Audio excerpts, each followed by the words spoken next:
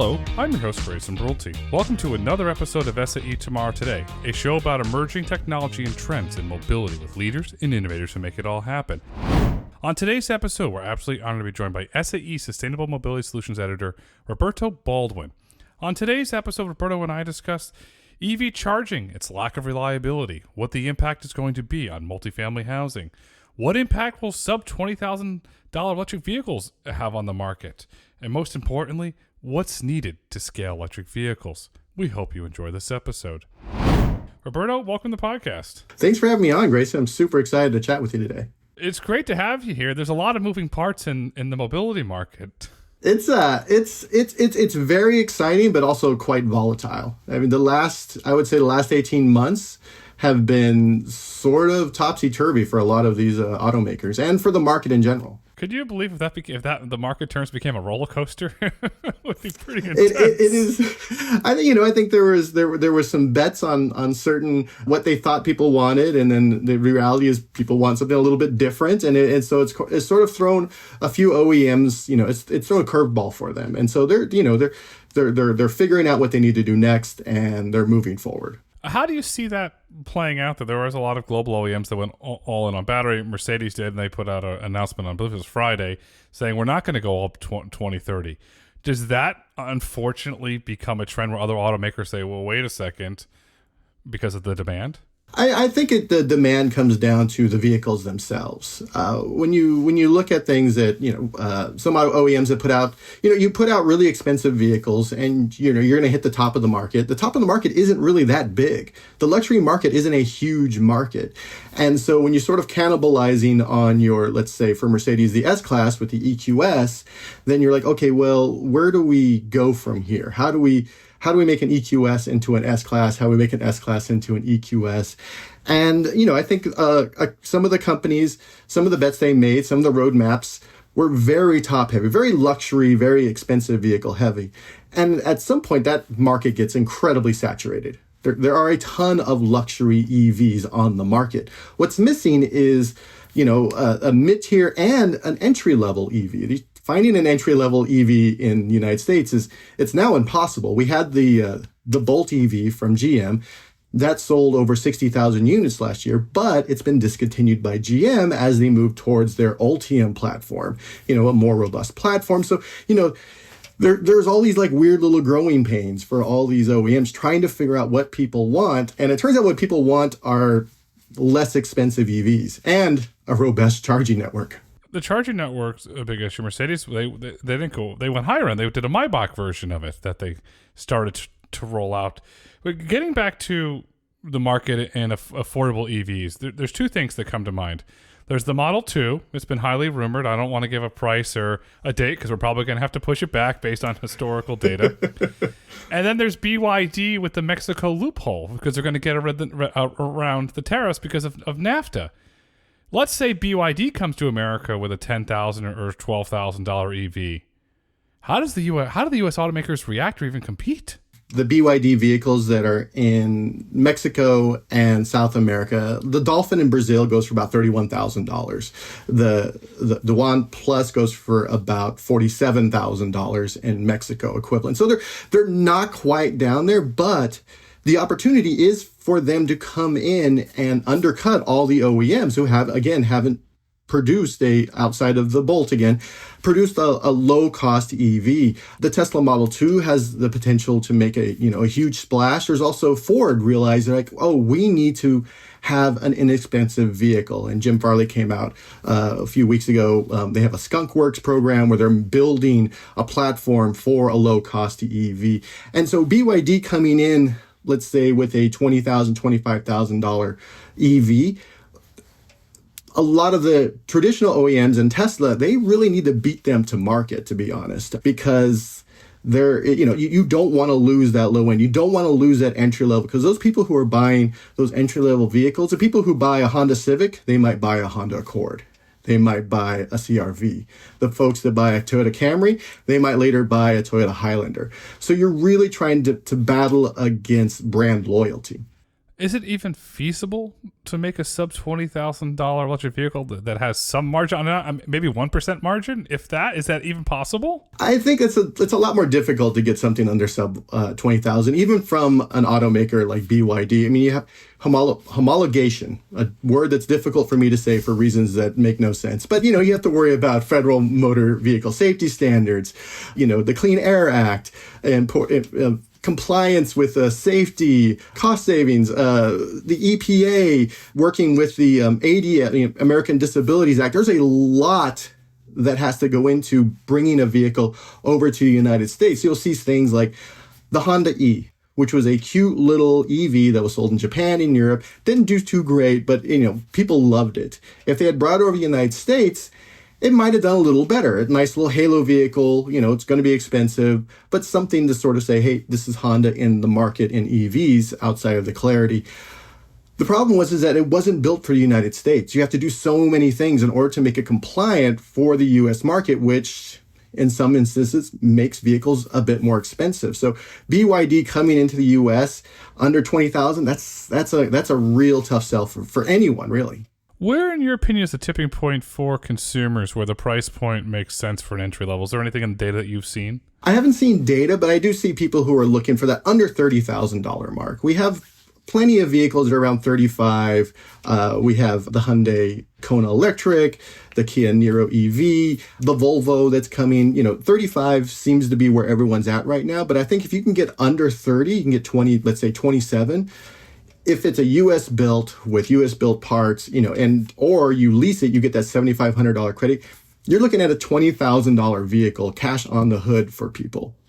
And so I think getting just under 30, if you can get 27, I think that's going to be you're going to see a huge uptick in the amount of EVs that are sold to people who have been, $35,000 is a lot of money. Even when you take, $7,500 off, that's still a $27,000 car. So, it's a lot of money for a lot of people. And if an EV is your second car, that you're like, well, can I afford $27,000 or $30,000 for a second car? It raises a lot of questions. So you have the entry market there. Then the market that's ignored outside of Rivian is the SUV market. It's the best-selling type vehicle in the United States. Why has there not been a focus on the SUV market or even the crossover market, which is also very popular? What's interesting is if you look at the Hyundai Ioniq 5, if you just look at a photo of it, it looks like a hatchback. It's actually the size of a small crossover. It's actually much larger than it looks. I know, talking to BMW, when they came out with the iX, customers were confused. They thought it was smaller than it actually is. It's actually the size of an X5. But because the wheels have been pushed so far out, when you look at the photos, it looks like a smaller vehicle. So what happens is that if you're not seeing these vehicles in real life, these SUVs, these crossovers, you think they're tiny just because of the way that they are built, because they don't have the internal combustion engine that sort of constrains where the wheels can be. So there are more crossovers on the market just because that's the nature, it's the fastest growing market. So everyone has a crossover. We have a Mach-E. The larger 3-row, I think we should see. I'm excited to see what happens with the EV9, Kia's 3-row SUV. It's a large SUV. It has 3 rows. It does everything that a family wants, and it drives spectacularly. I've driven it. It's a great vehicle, and it continues to win awards.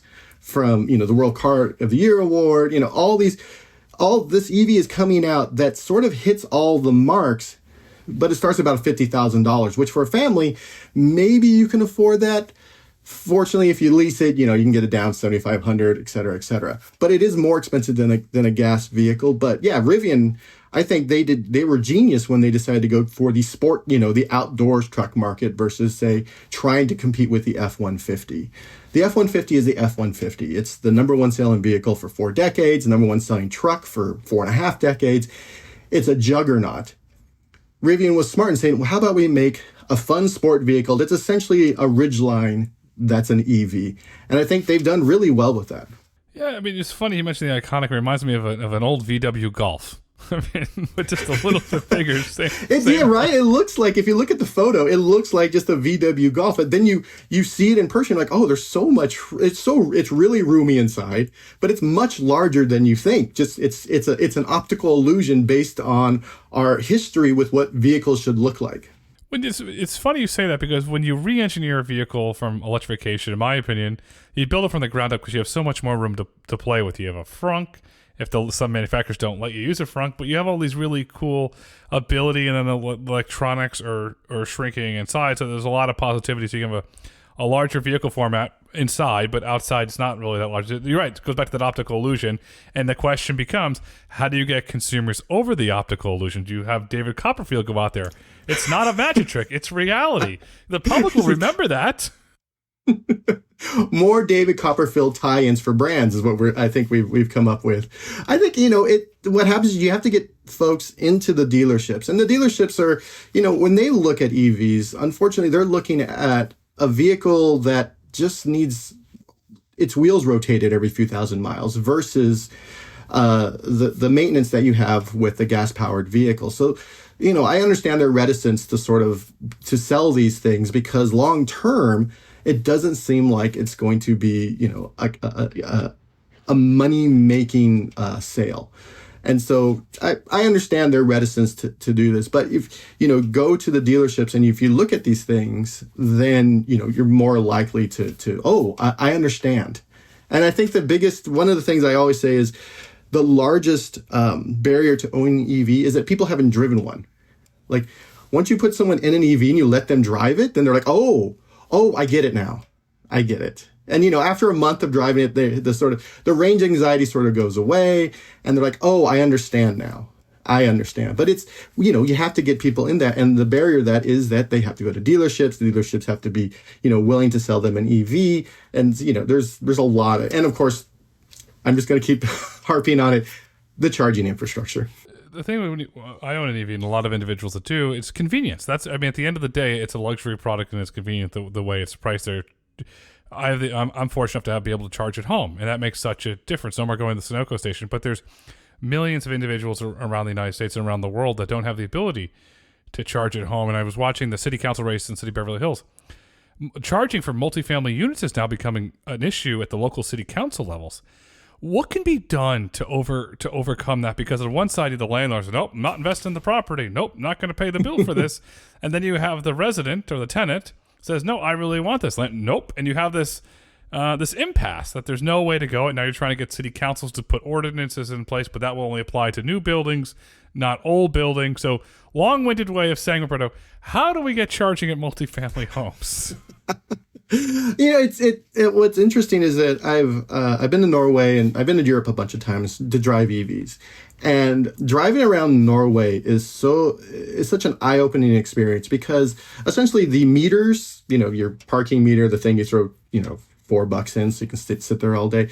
Those are now charging stations. They're level 2 chargers, and it's bring your own cable type situation. So there's not a cable hanging down, so it's less likely to get vandalized or broke or torn. It's you bring your own, you plug it in your car, you're maybe getting 9 kilowatts or 11 kilowatts, and you go about your day. So I've seen more and more of those in residential areas in Europe. In the United States, it's difficult. There is a lot of, you have to talk to the city council. You have to, you have to talk to this person. You got to talk to the utility. We move very slow in this country when it comes to permitting literally anything. And so that slow permitting is slow, it's hurting those who are living in apartments, like you said, multi-family homes who want an EV, but at the same time, they're like, well, I can't charge here because the landlord doesn't want to put anything in. And if I go to a charging station, I might have to wait. I met a gentleman yesterday who was telling me that he was going at like midnight to charge his vehicle at like a local grocery store. 5 a.m. or midnight was his charging schedule. He would go because he lives in a multifamily unit, and he would go and he would charge it. And then he'd go on for the rest of the day, because during the day, because I live in Northern California and everyone has an EV here now, the EV charging stations are being overwhelmed. You're going to wait an hour. You're going to wait 30 minutes in order to charge, especially in the city of San Francisco. And so, so you have that sort of well, we need more charging, but it doesn't all have to be DC fast charging. We need more level 2 charging at the retail level and at the street level. But again, it's permitting. figuring out how to get your city on board with saying, hey, let's do this in a way that makes sense. I saw a photo of a level 2 charger on the street, and it had 4 bollards around it. It had 2 cables hanging off of it. I'm like, that's completely the wrong way to be doing this, when we could have a very nice, clean charging station essentially on the street that doesn't impede pedestrians, doesn't impede, children walking to and from school, folks, with wheelchairs, that you can just charge your car at night. And at the end, you get up in the morning and you have, you have maybe a full charge, 80%, 70%, but enough to get you through your day. And then when you have to do those long drives, you hit those DC fast chargers. I saw it in Paris. I've seen on curb in Paris. I've seen it in Vancouver. You brought up an interesting point around Norway. Bring your own cable. Walk me through that. And how do you not go kablooey when you bring your own cable? So they just have a cable that plugs into the charger. And so on the chargers on each side, there's usually 2 holes. They're covered up typically because rain, snow, Norway. You open the little slot, you shove the cable in, and then you shove it into your car, and then you're good to go. And it doesn't matter what vehicle you're driving, whether you're driving a Tesla, whether you're driving a vehicle with CCS, or whether you're driving a vehicle, a Nissan Leaf that has CHAdeMO. You can just plug in because you have your cable with you. Now, that requires people to buy cables that work with this system. And of course, we would have to come up with a standard, with SAE, we'd have to come up with a standard for these street side charging boxes. But for those in multifamily homes, this is an opportunity to get an EV and at least get it topped up to 50, 60%, 70% every morning when you get up in the morning. You know what it's like. I have a home. I have a level 2 charger connected to my house. Every morning, our Kona Electric has 90% of charge. It's ready to go. Wake up every morning with a full tank of gas. And it's outstanding. It's wonderful. It's because whenever I have to take my gas-powered car to get gas, I'm just like, what kind of world do I live in? You're going back to the Flintstones era, essentially. I got my feet hanging out the bottom. I'm saying yabba dabba doo while I'm riding down the street. You're looking for Dino. I'm looking for my dog Dino. No, but it is going backwards. But then with the other aspect of the charging is the reliability. You go to so many of these things. They're massively inconsistent if they work. Then there's different speeds. And here's the thing I learned on day one.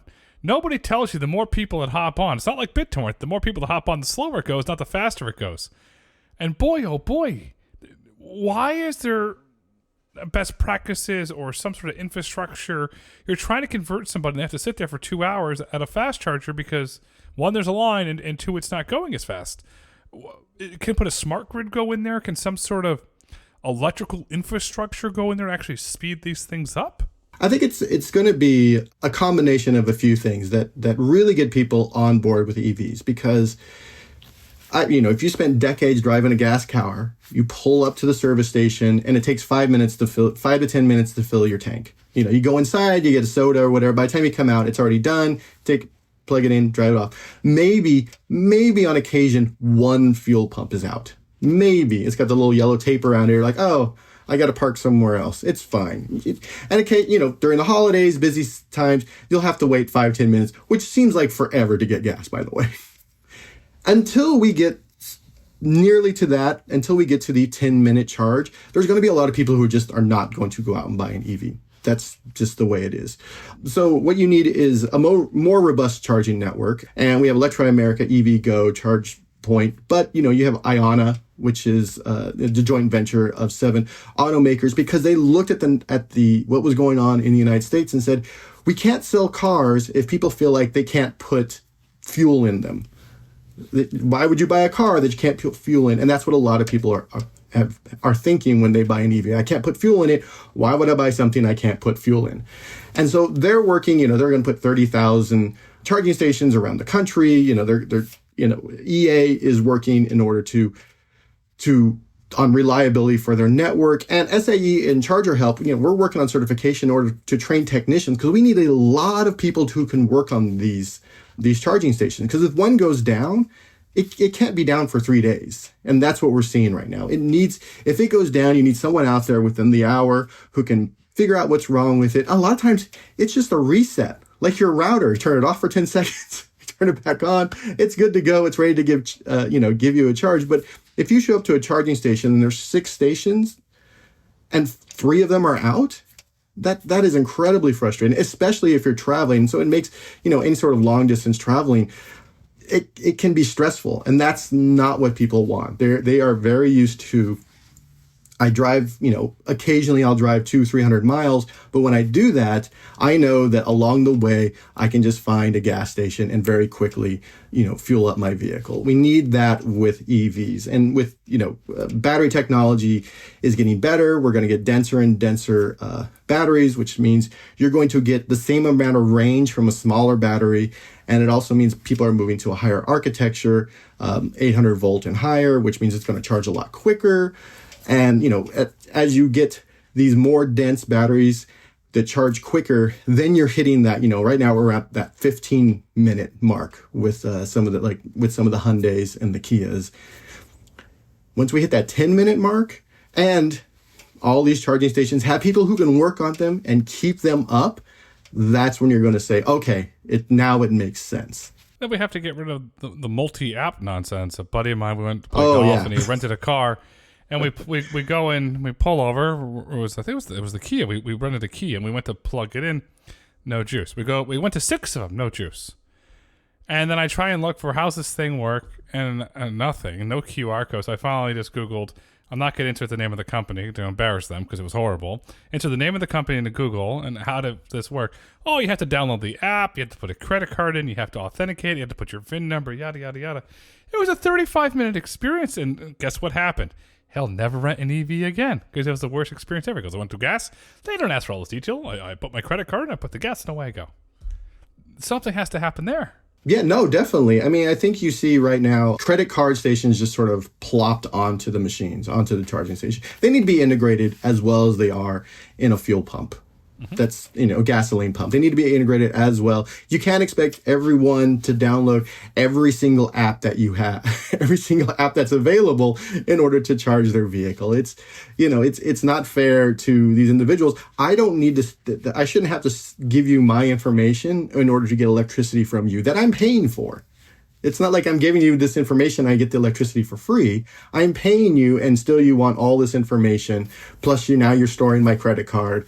So, in a world where, breaches are a monthly, news item, that's not a thing that people feel comfortable with. So, we need a better, we need the solution. More and more of the companies that are deploying these charging stations, they need to just look at what Chevron and Shell and 76 are doing, where you pull up, you tap your credit card, or you slide it in, you slide it out, put in your PIN number, and boom, fuel. That is what people want, and sort of making them, well, you need to download the app in order to do this. Especially in areas, sometimes you might pull into an area, you have to download an app, there's no coverage. So now what do you do? Whereas if I had a credit card and I just had a credit card reader, I could just put the credit card in and they take care of it, as opposed to putting the problem on the end user is a bad experience. It's a horrible experience. It's one that's clearly not working. It's one that the consumers don't want. What we do know is that the market for electric vehicles and all forms of electrified mobility is rapidly changing. And I'm very proud to announce to our listeners that you're going to be hosting a new SAE Briefs podcast focused on sustainable mobility. Insert applause and cheers here. I'm not Bob Barker, but we got to insert him. What are you gonna cover on your podcast? Because we've kind of scratched the surface today. There's just so much happening in this sector. There is, and I think there's unfortunately there's a lack of education. It's tough for the OEMs because if you're a Ford person, you don't want to listen to Chevy tell you how to charge your car. If you're, I grew up in a small town. It was Chevy or Ford. That was it. That's all you're allowed. If you're a Toyota person, you don't want Honda to tell you what to do. Traditional media is having difficulty. They can maybe do 1 or 2 of these sort of educational podcasts or videos. But then they have to go and do other things in order to make money, in order to stay in business. So for us, we're going to see, I'm going to be talking about the automotive sector, obviously, everything from the vehicles to the battery technology to manufacturing to, whether to how they're manufacturing, where they're getting their batteries, even the sourcing of materials. We're going to be talking about where these materials are coming from. And we're also going to talk about the grid. and how these vehicles work with the grid and public transportation. It really, sustainability, automotive, the personal vehicle is just a small part of the larger sustainable ecosystem. And it's an important part because that's how most of us get around. But that EV that takes you from point A to point B, it can also be part of the grid. It can do, it could do load balancing once we get bidirectional charging, which is something I will talk about. What some of the automakers are doing, talking to, the CTO of Mercedes, talking to the CEO of Rivian, talking to these people and saying, what do you think and what are you doing in order to make the world a bit more sustainable? Because again, it's a giant puzzle, and every little piece matters. Every piece does matter. I want to dive into bidirectional charging for a minute. Is the greatest application for that public transit buses that are not being used tonight because they have such large batteries to give back to the grid? For example, there's a rolling blackout in California. You turn on a dozen or 2 dozen of these buses and let it go? Yeah, I think, once bidirectional charging becomes far more, in the market right now, the only thing you really see is the Ford F-150. It's got proprietary bidirectional charging. It's a whole mess. But as we get there, a bus that maybe has charged up to 80%. Oh, now we have a blackout, or we have a rolling blackout, or there's some sort of emergency. Those buses can be deployed in order to run, portions of the grid. And, it's the same thing with, your car at home. If your car at home is just sitting there, and peak hours are typically between 3 and 9 p.m. Well, if you get home at 5, if you plug your car in, all the extra electricity that you added to your vehicle in the middle of the night when you charged at a lower rate, now you can use that electricity in order to power your house, which means that you're removing your draw from the grid. And I think, buses are a great example, because especially at night in the afternoon, once everyone gets home, you still have 4 hours of peak power usage, because people are up typically to about 9, 10 p.m. Those buses that are sitting there, whatever additional charge they have, they can use to balance the grid. And then, once prices go down, typically about midnight, 10 p.m., then they start charging and they just do it all again. And it doesn't degrade the battery as quickly as, say, driving the vehicle, because the draw is actually far less difficult for the battery than it is to drive around.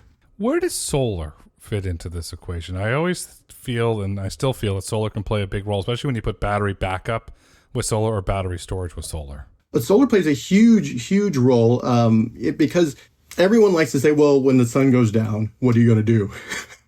Well, it's true that solar doesn't work. That's what you're going to do. Yeah, when the sun does go down, there's no solar. What's interesting, I did a piece in Kauai about 5 or 6 years ago where they have these giant solar farms, but they also have batteries.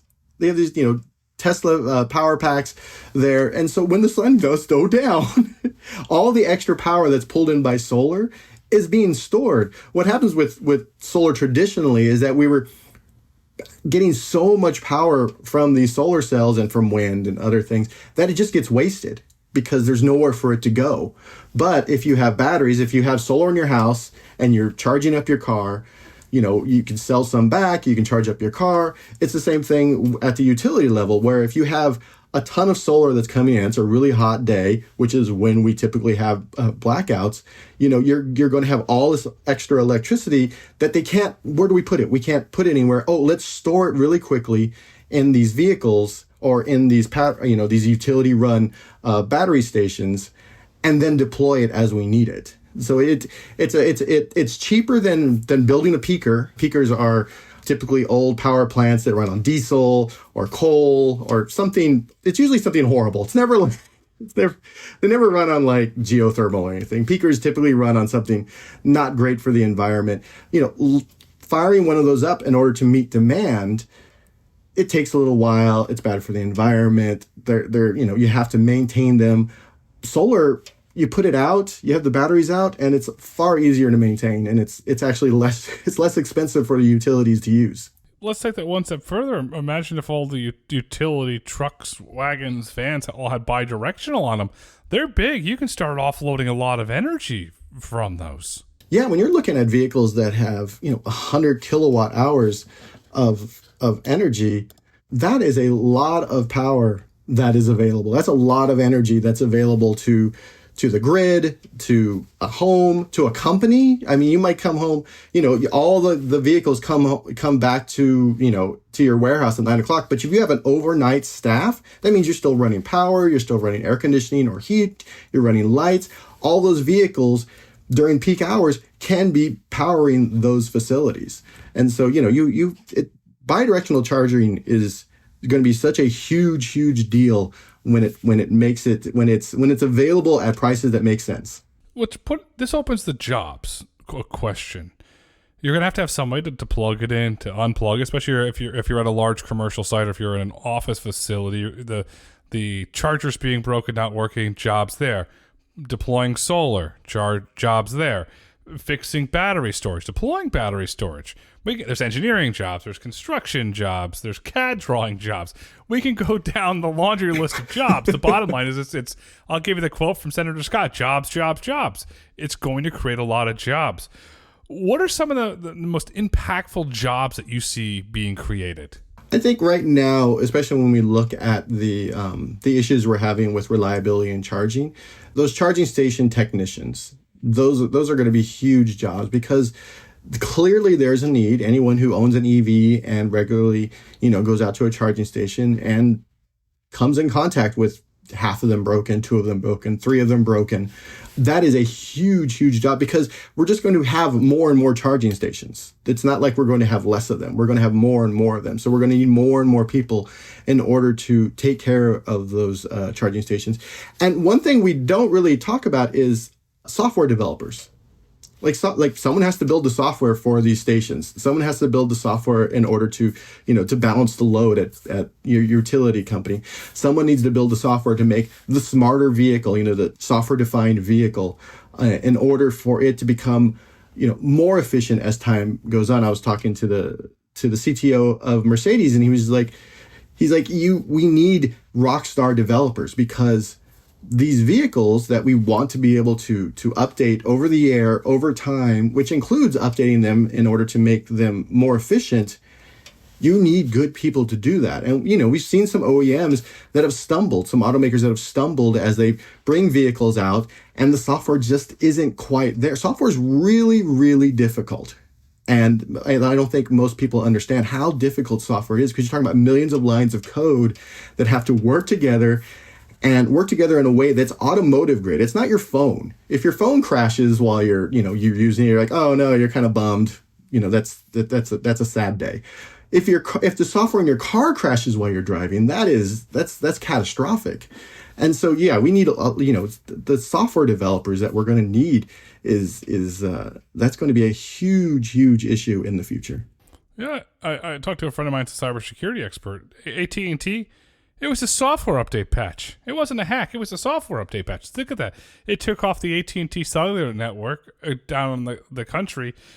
Is software for automotive development, do you think, is that one of the fastest growing segments where there's a lot of openings and not enough jobs for an individual that goes through, gets a degree, or just teaches himself to code and becomes a rock star coder with a really great GitHub repository? I think so. I mean, there's a reason why Volvo and Toyota and Volvo, Volkswagen, and Mercedes have R&D centers in Silicon Valley, because that's where the developers are. And they need these developers in order to do this. And yeah, if you're going to school, if you're whatever you're doing in software development, there are far more opportunities than, making sure that the filters work great on Instagram, or, making sure that ad sales work well on Facebook. There's far more going on in the world for software developers than people realize, just because everything is software. And in order for sustainability to work, to keep humming along, we need, again, rock star software developers. How do the software developers get the automotive grade training? You alluded to it earlier, but it's a big difference going from coding an app to coding software for a vehicle. A lot of them are coming in. If you have the baseline skills. If you have the skills that they're looking for when you come in, a lot of automakers are training people. They're training them in order to get them ready for these jobs. And it's the same thing with, literally everything else in sustainability. Like we don't have the enough chemical engineers that understand, let's say, LFP or lithium ion or solid state. So they're coming out of school, and either they're fortunate and they get a job and they're trained on the job, or they can take things like, SAE has the Battery Academy with NO Energy. They can take online classes that get them up to speed. So they have that certification, they have that knowledge. So when they go to an OEM, or they go to an energy storage company, or they go to a charging, station company, they have that knowledge in order to help them get that job. So there's resources for them. Is that a fair statement? There's resources? Yeah. It's because some of the jobs that are being created in the last few years, there isn't curriculum for them in colleges or universities or high school, just because everything's changing so rapidly. When you take one of these jobs, you have to be willing to understand that whatever you're doing today might not be what you're doing tomorrow. Because things, what you were working on that was cutting edge 6 months ago might not be cutting edge, when you get to work on Monday. And so you have to have A, the knowledge, and B, the flexibility to understand that everything is changing so rapidly. And the training that you had maybe from college or even from certification, it's a lifetime now. You're no longer just like, okay, I know about carburetors, or I know about fuel injectors, or I understand how a transmission works. I'm set. I'm good. I have that knowledge. There's a few things that'll change, but for the most part, I can get a job at an automaker and I can build these or design these till the end of time. That doesn't happen anymore. Like motors, EV motors are changing. Everything is changing so rapidly as we're still in the infancy of this. We're in the Nokia brick phones of EVs. More people like them. They're pretty good. We're definitely not at the iPhone. We haven't gone through the BlackBerry phase yet, or the Palm Trio, but we're definitely not the iPhone or the Android phone yet of EVs. We're still in the infancy era of this, and a lot is changing. And we all remember all the crazy phones that came between like that brick phone and the iPhone. Phones that flipped, phones that had like keyboards, phones that like looked like switchblades. It was a lot going on in the phone market until we finally okay, this is the form factor that we're using. This is the sort of operating systems that we like. This is what people are used to. You have the Nokia Navigator. You have the T-Mobile Sidekick. So many. They flipped up. They flipped sideways. They flipped around. So many. Yeah. They were hard to type on, but they were cool, and that's what really drew the public's imagination in there. And you've done a really good job of drawing listeners in into their imagination. So there's a listener sitting here and says, "This is interesting. I write code. I'm interested in perhaps learning automotive grade code. Where can they go on SAE to learn these resources, or to look for a potential job that could have an apprenticeship program attached to it?" I think especially if you're near let's say you live in the South, Georgia, South Carolina, they're doing training. Like for instance, Hyundai is doing training near its Meta plant in Georgia. And they're doing training for a lot of different things. See what the OEMs are doing, especially if again, people have an emotional connection to a car, which is, I'm again, small town kid. You're either a Ford guy or a Chevy guy. I don't know why. I was like, oh, they're trucks. And they're like, oh, don't even start. But, if you have an emotional connection to an automaker, see what they have. Check on SAE, see what SAE is doing when it comes to training for software developers. See what they are looking for at Toyota. Go to hackathons. Go to, a lot of these automakers will have hackathons. They'll have events. There's a lot of online events that a lot of them are free, including SAEs. We have a lot of free online events that you can go to, and you just sort of sit in and listen to people who are in the industry who can tell you, this is what we're looking for. This is what's going to change. This is what we think is going to happen in 5 years. And so these are the type of people that we want working for us. And this is the type of training that we want. The internet is vast. YouTube, you can learn how to do anything on YouTube. And so there are multiple arenas for you to learn how to do this, but they're not always traditional. And so you need to kind of if your college or your university isn't giving you the training, then, get the baseline of what you need and then go from there. Just got to roll up your sleeves and try. Just roll up your sleeves and try. And these companies, and whenever I talk to the companies, they're very much like, we are looking for passionate people. And, everyone says that. Oh, we want passionate people to work at this fast food restaurant, or we want passionate people to work at, this retail store. The reality is they need passionate people because they need passionate people who understand that things are going to change, that things are evolving very quickly, and they have to be excited about that evolution. The evolution's happening. In your opinion, what does the evolution look like as it relates to the future mobility? I think what we're, over the next, let's say 10 years or so, we're going to see, better battery technology. Battery technology continues to get better. Hopefully, fingers crossed, solid state has been 5 years away for 15 years. But we have some big players. We have Samsung, we have Toyota, we have big players who are getting, the Honda has a pretty interesting way of building a solid state battery, but we have, big players getting in and investing in solid state batteries. So once that happens, a lot of the issues people have with charging anxiety are kind of going to go away because they charge quicker, they're smaller, they're denser, they're essentially the holy grail of EVs is the solid state. And hopefully that happens. I think hydrogen is interesting. I think we've been trying to do hydrogen for passenger cars for a long time. To be honest, I think we're going to see hydrogen for long haul trucking. I think short haul trucking EVs, are good, but for long haul trucking, we're going to see hydrogen stations popping up along major corridors in the United States. And, so you can have a truck that goes from, Pennsylvania to Nebraska to deliver something. That means, though, that in the future, as that infrastructure builds out, then we will see some hydrogen vehicles, especially vehicles that are able to be sold near these corridors. So you could get a Toyota Mirai, not just in California, not just in my neighborhood. It's really interesting if you look at some of the most common traffic trucking route in the United States is Dallas to Houston. So perhaps there's a hydrogen station in Houston, one in Dallas, and then it expands from there. You go into Nebraska, Wyoming.